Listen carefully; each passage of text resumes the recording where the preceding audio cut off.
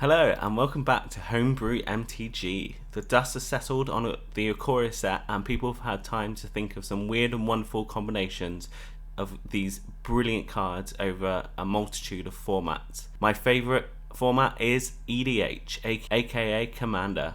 100 card singleton format where you choose a legendary creature to literally command your deck. It can be quite daunting when first confronting the task of making such a deck. Fortunately, since 2011, Wizards of the Coast have designed a range of pre-constructed decks that lay the foundations for many players to explore and build their own creations. Alongside Ikoria, Lair of Behemoths, Commander 2020 showcases 5 pre-constructed themed decks. Each package contains one oversized Commander card, a 100 card deck, 10 double-sided tokens, one deck box, one life wheel, and one keyword counterpunch card. Each deck has one wedged coloured commander on the front of the box with an alternative legend of the same colour, has a total of 17 new cards. Due to no MSRP, I'd recommend £30 to £40 as a reasonable amount to spend on any of these decks. So, in no particular order, I will be discussing each newly designed card, notable reprints, and the direction I'd recommend to optimise their potential. First up, we have Ruthless Regiment, a Human Matters tribal deck in Mardu colours. The face commander being Jorana Kudro. For one colourless, a mountain, a plains and a forest, you get a legendary creature that's a 3/3. When Jorana Kudro enters the battlefield, create a 1/1 white human soldier creature token each time you cast your commander from the command zone this game. Other humans you control get +2/+0. Scaling well over the course of the game, this provides a significant anthem for all of those low-costed humans that fits well into a go-wide aggro strategy. Humans is the most prevalent creature in all of Magic's history, however, until now it has had little in the way of EDH support and impact in the Commander format. Mardu's alternative commander is Calcian the Plague. From one mountain, one plains and one swamp, Calcian the Plague is a 2/2 legendary human assassin with vigilance, haste, and Calcian the Plague gets +1/+1 for each experience counter you have. Tap, Calcian deals 1 damage to target creature you don't control. When that creature dies this turn, you get an experience counter.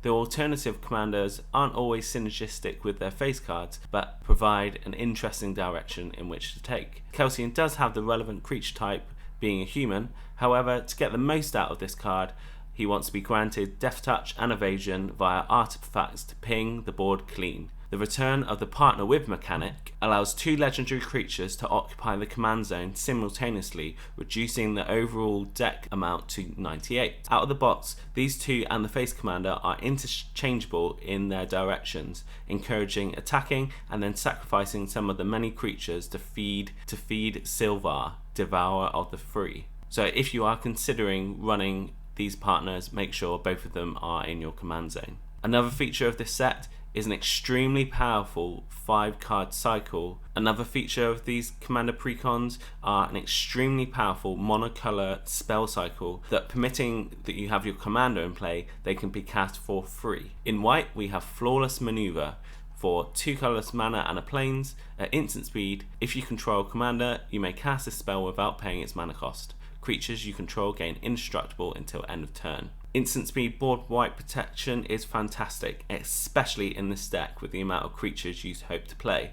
As you'll find out in the rest of the video, these cards are extremely powerful and going to be some of the chase cards in the entire set. Up next, we have Verge Rangers. For 2 colorless and a plains, we get a 3/3 human scout with first strike. You may look at the top card of your library at any time. As long as an opponent controls more lands than you, you may play lands from the top of your library. A common source of frustration is white as a colour is the worst in generating card advantage, ramp and card draw compared to the other colours. This attempt for me has still got a lot of work to do. It's only applicable when you have less lands than your opponents. Wizards of the Coast designed cards 2 years in advance, so it might be at least a year or so to see some real answers to White's problems. Our next card that is looking to generate card advantage is Fireflux Squad.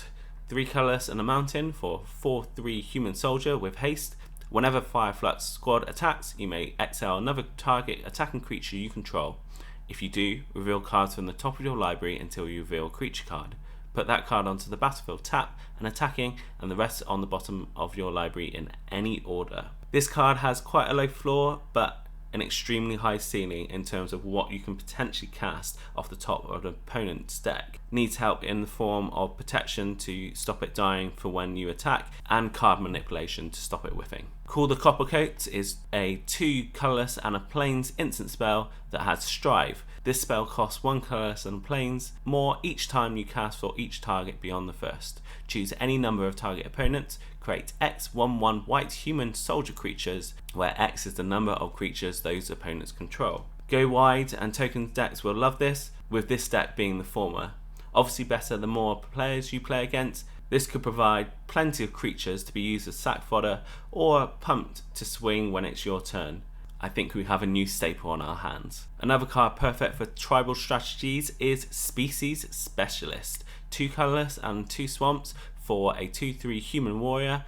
As Species Specialist enters the battlefield, choose a creature type. Whenever a creature of the chosen type dies, you may draw a card. Huge payoff for each instance of a creature dying, noting that it doesn't count non-token creatures and it also includes opponent's creatures. Expect to see this in a lot of decks that have black and are running tribal strategies. Up next is Titan Hunter, 4 colourless and a swamp for a 4/5 human warrior. At the beginning of each player's end step, if no creatures died this turn, Titan Hunter deals 4 damage to that player. Pay 1 colourless and a swamp, sacrifice a creature, you may gain 4 life. A potential 8 life point swing per turn is very oppressive, but it seems expensive, especially when you are the first to meet the requirement. Unless you can guarantee a creature dying each turn, this might not be worth it. Up next, Frontier Warmonger is 3 colourless and a mountains for a 4/4 human warrior. Whenever one or more creatures attack one of your opponents or a Planeswalker, those creatures gain menace until end of turn. A great incentive for opponents to attack each other. However, as you'll see through this series, these sorts of cards, while important at the start of the game, if you are in the last 2 standing or even worse playing in a 1v1 match, these are dead cards. Nobody wants to play 4 mana just for a 4/4. Could be quite fun in a politically themed deck though. Up next, another tribal superstar, Molten Echoes, is an enchantment for 2 colourless and 2 mountains. As it enters the battlefield, choose a creature type. Whenever a non-token creature of the chosen type enters the battlefield under your control, create a token that's a copy of that creature. That token gains haste, exile it at the beginning of the next end step. Happy to be any tribal deck and shines in this one. A hasty copy generator of any non-token creature is very powerful indeed. Our first artifact and equipment of the day is Sanctuary Blade. 2 colourless mana, and when it becomes attached to a creature, choose a colour. A quick creature gets +2/+0 and has protection from the last chosen colour. Interesting design, interchangeable protection for different colours. There are many ways to cheat equipment costs and casting speed, and without the potential to abuse it, it's very impressive by itself. Each deck has a card within the impetus cycle relating to their corresponding colours. These new cards encourage creatures to attack your opponents. However, as mentioned, if you are in the last 2 of a match or you're playing 1v1, the usability of these cards diminish substantially. Novel idea and could encourage some early attacking plays. I, however, will be looking to cut these when upgrading my deck. And finally, the last card that each deck contains is Bonder's Ornament. For 3 colours, you get an artifact that taps for any 1 mana of any colour, and for 4, you can tap it to enable each player who controls a permanent named Bonder's Ornament to draw a card. 3 CMC mana is the wrong side of playable, and the other text is terrible in the vacuum of playing the precons right out of the box. There are better options available, speaking of which every deck has a welcome reprint of Sol Ring, and from the Throne of Eldraine Brawl decks, each deck will have an Arcane Signet reprint. Very nice. I will also be stating my favourite reprint for each deck, the Planeswalker included, and my recommended routes on how to improve your deck. First up, my favourite reprint for Ruthless Regiment is Shared Animosity. For 2 colourless and a mountain, this enchantment states whenever a creature you control attacks, it gets +1 and +0 until end of turn for each other attacking creature that shares a creature type with it. Perfect for what you already want to do in this deck. Huge swing enabler, and all the animosity will be pointed towards you as your opponents are scooping. Huge boost to your already high-powered creatures. Wizards are always inundated each year for the Commander precons of requests to print high-value cards. For whatever reason, they seem reluctant in doing this. For me, a themed reprint or an additional new card would be welcomed, opposed to the majority of these Planeswalkers. Nahiri the Harbinger costs 2 mana and a mountain and a plains for a 4 loyalty Planeswalker.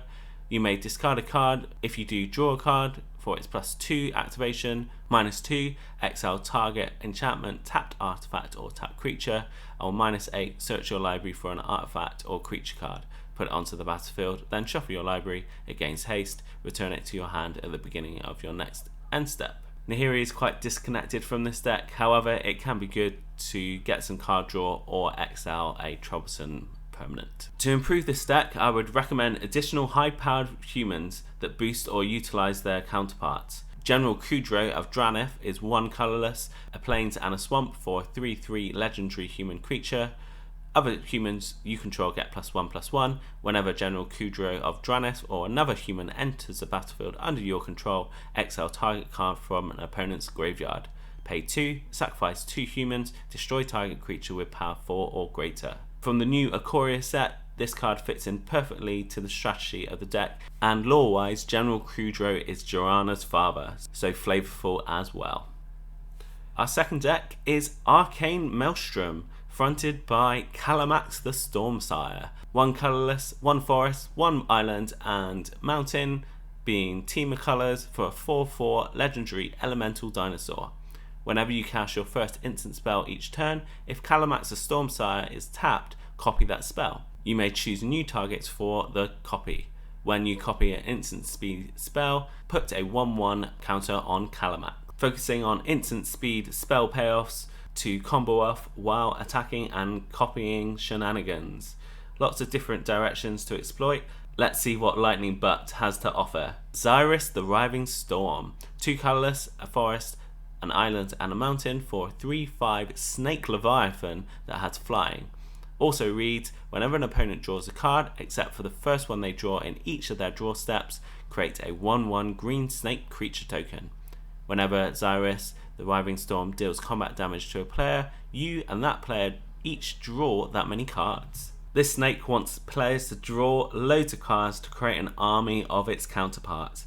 A dedicated build would bring the most horror / joy, whatever way you look at it, but still very daunting, slithering alone in the precon. Our partners are Haldan, the Avid Arcanist, and Paco, the Arcane Retriever. These cards work together, encouraging Paco to attack, which exiles the top cards of each player's library and puts a fetch counter on each of them. Put a 1/1 counter on Paco for each non-creature card exiled this way, and Haldan lets you play those non-creature cards from exile with the fetch counters on them if you exile them, and you may spend mana as if it was any colour to cast those spells. Haldan does nothing by himself, and unfortunately, not being on curve, Paco will have to wait an extra turn to start fetching cards from the top of your library.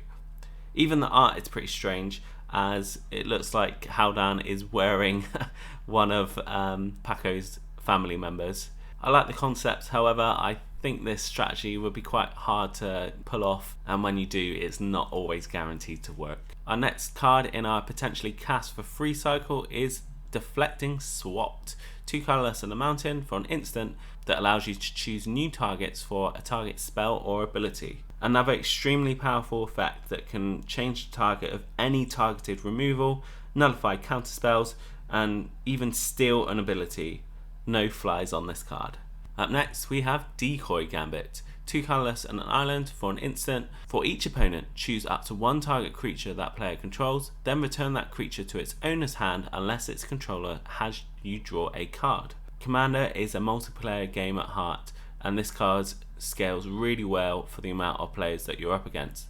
Unfortunately, for such cards as this, 1v1 still exists. Even with 3 or more opponents, this won't get you the result that you want, as your opponents are making the choice for you. In my opinion, more of a hindrance than a help. Next up is Aeon Frolicker, 2 colourless and 2 islands for a 5/5 flying elemental otter. When Aeon Frolicker enters the battlefield, if you cast it, target opponent takes an extra turn after this one. Until your next turn, you and planeswalkers you control gain protection from that player. Giving someone an extra turn doesn't sit well with me, however it could be necessary to take down an arch enemy. I personally like taking matters into my own hands, so I'm more likely to see this played to thwart me. Hey wait, maybe I'm the problem. Our next card is Nascent Metamorph, 1 colourless and an island for a 1/1 shapeshifter. Whenever Nascent Metamorph attacks or blocks, target opponent reveals a card from the top of his library until they reveal a creature card. Nascent Metamorph becomes a copy of that card until end of turn.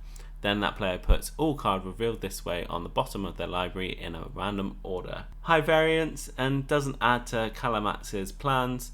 Clones and Chaos decks might want to rehome this, but attacking with a 1/1 means it's only likely to trigger just the once. Up next we have Lava Brink Floodgates, 3 colourless and a mountain for an artifact that taps to add 2 mountain mana. At the beginning of each player's upkeep, that player may put a doom counter on Lava Brink Floodgates, or remove a doom counter from it. Then, if it has 3 or more doom counters on it, sacrifice Lava Brink Floodgates. When you do, it deals 6 damage to each creature. Decent enough mana rock, yeah, it will harm Red's inherent creature-based strategies if you're sitting against more than one player. I'd rather my cards to consistently do a job and not have my players have a say in what it does. Our next powerful token generator is Curious Herd. 3 colours and a forest for an instant spell. Choose target opponent. You create X 3/3 beast creature tokens, where X is the number of artifacts that player controls. Dependent on your opponents again, however, a high ceiling creating potentially a lot of creatures and at instant speed, at least Kalamax can copy it. Piques my curiosity at the very least. Up next we have Glade Muse, 2 colourless and a forest for a 2/4 beast. Whenever a player casts a spell, if it's not their turn, that player draws a card. It's more aligned to the Spell Slinger strategy, but rewards opponents when they also cast instants, not musing over this card. Our next beast is Ravenous Gigantiferium, 5 colourless and a 2 forest for a 3/3 beast that has Devour. As it enters the battlefield, you may sacrifice any number of creatures. This creature enters the battlefield with 3 times that many +1/+1 counters on it. When Ravenous Gigantiferium enters the battlefield, it deals X damage divided as you choose among up to X target creatures, where X is its power. Each of those creatures deals damage to its power to Ravenous Gigantiferium. If only it could stop before the last sentence, and in this deck it's going to be quite creature-like, so it isn't going to get you as big as you want it to be, and for 7 mana it's a lot for a self-damaging creature board wipe. However, it could be literally gigantic in a specific token fodder build. Our next artifact of the precon set is Twinning Staff, 3 colourless for an artifact. If you would copy a spell 1 or more times, instead copy it that many times plus an additional time. You may choose new targets for the additional copy. Pay 7 and tap, copy target instant or sorcery spell you control. You may choose new target for the copy. This is more like it. Plays really well with Kalamax. Copy a kill, draw or ramp spell for that extra value. Exactly what you want to be doing in this deck. Onto the favourite reprint of the Arcane Maelstrom deck is Lightning Greaves. Any commander is looking for protection, and this also provides a tap opportunity for Kalamax on the turn that it's played. Onto our Planeswalker, and it's the Marmite of Magic, Jace, Architect of Thought. This iteration is in the lower bracket of power levels, however it provides slight protection on the crackback if you manage to attack, but I would rather a more impactful instant for this slot. Onto my recommendation on how I would improve this deck. I've depicted the most famous version of this effect, Fork. Many cards over Magic's history allow you to do the same effect of copying a target instant or sorcery spell. Tap Kalamax, either you or an opponent cast a spell, then cast a fork, copy the original spell, Then Calamax copies the fork, which you can copy infinitely until finally ending the loop by having the fork copy the original spell once again. The possibilities are literally infinite. Our next pre-constructed deck is Symbiotic Swarm, and in my opinion most of the wedge colour combinations apart from Kefis in Abzan either care about 1/1 counters or the graveyard. Kathril Aspect Warper combines the counter theme and the graveyard in a novel and relatively unexplored way.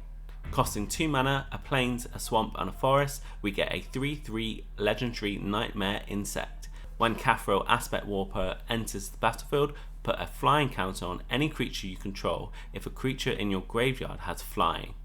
Repeat this process for First Strike, Double Strike, Death Touch, Hexproof, Indestructible, Lifelink, Menace, Reach, Trample and Vigilance. Then put a 1/1 counter on Kathril for each counter you put on a creature this way.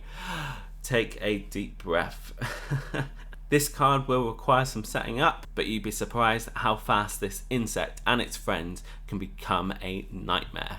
Our second Abzan legendary creature is Tyam Luminous Enigma.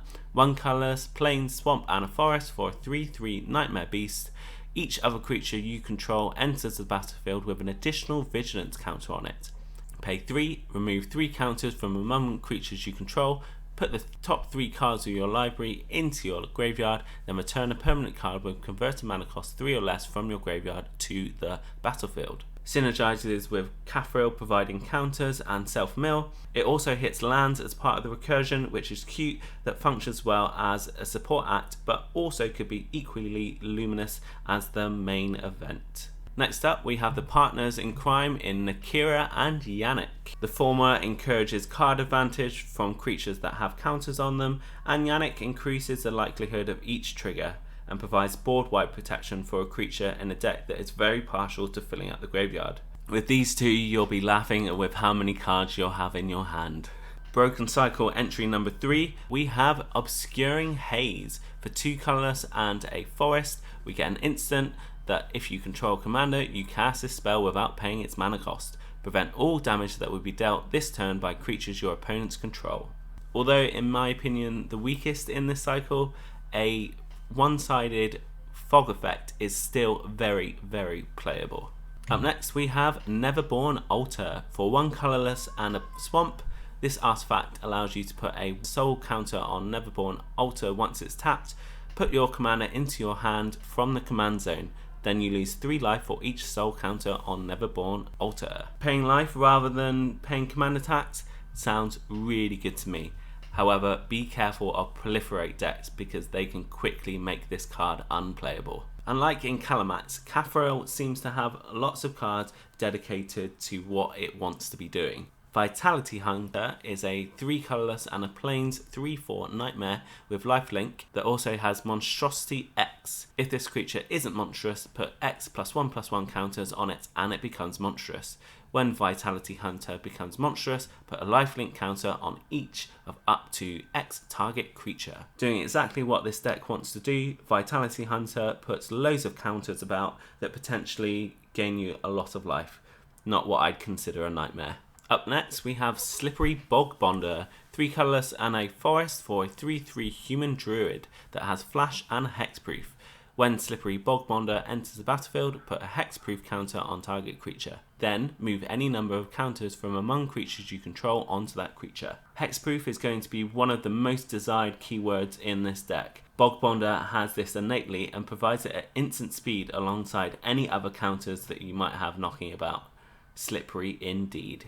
Avenging Hunt Bonder costs 3 colourless and 2 plains for a 3/3 human warrior that has double strike. Whenever Avenging Hunt Bonder attacks, put a double strike counter on another target attacking creature. A tad expensive, but if you're attacking with this creature and Kathril with a couple other counters on it such as Trample and Menace, the game could be over very quickly. Another attempt in the white colour pie to add some ramp. Cartographer's Hawk, 1 colourless and a plains for a 2/1 bird that has flying. When Cartographer's Hawk deals combat damage to a player who controls more lands than you, return it to its owner's hand. If you do, you may search your library for a plains card, put it onto the battlefield tap, then shuffle your library. As mentioned with the last card, attacking isn't always valuable, and the hoots of having less cards than your opponents and having to return it to your hand each time it connects makes me not overly excited about this attempt. A step in the right direction, but white still has a lot of work to do to appease the haters. Our next card, you don't want to be putting this onto the battlefield, but giving a creature indestructible from the graveyard is pretty daring. Daring Fiendbonder costs 3 mana and a swamp for a 5/1 human warlock that has haste, and it attacks each combat if able. This last part of the text is where it's at. Exile Daring Fiendbonder for 1 colorless and a swamp, put an indestructible counter on target creature at sorcery speed. Up next we have Selective Adaptation, 4 colorless and 2 forest for a sorcery that reveals the top 7 cards of your library. Choose among them a card with flying, a card with first strike, and so on for double strike, lifelink, haste, hexproof, indestructible, lifelink, menace, reach, trample, and vigilance. Put one of the chosen cards onto the battlefield, the other chosen cards into your hand, and the rest into your graveyard. Yes, it's random, as you don't know what's on the top of your library, yet I'm likely to select this card.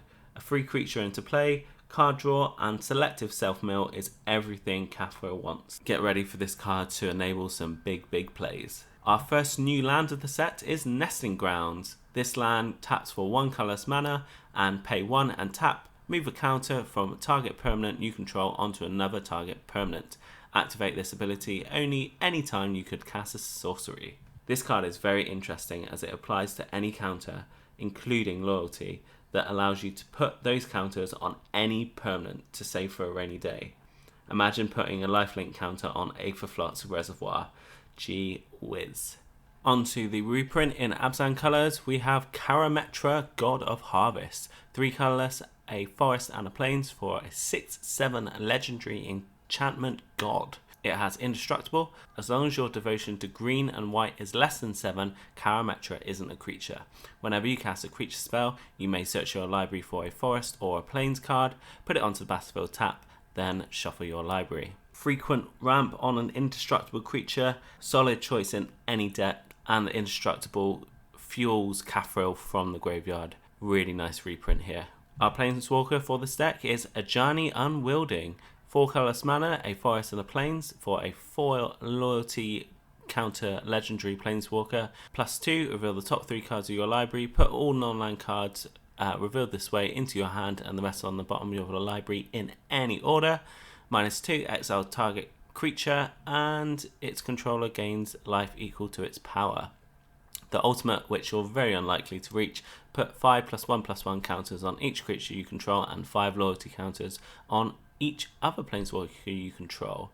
Now, this will be the only Planeswalker in the precon deck, so unless you add any more, the last part of that ultimate is irrelevant. Yes, you get the +1/+1 counters onto the creatures.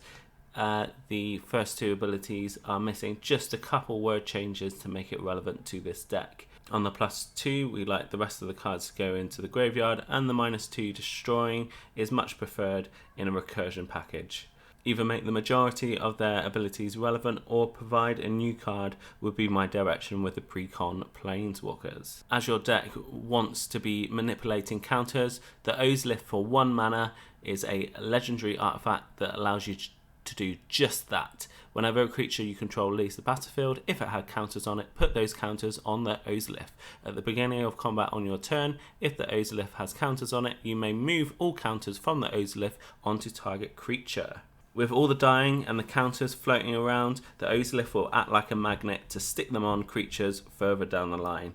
1 mana is a minuscule amount compared to the potential value that this card could Ozo give. That's all we have time for part 1 of our Commander 2020 reviews. Join me midweek and we'll be finishing off the last 2 decks in the precon series, and I'll be ranking them from 5th to 1st. Thanks for tuning in. Feel free to comment on what cards you're most looking forward to that I've discussed today, and I will see you soon. Bye for now. Cheers.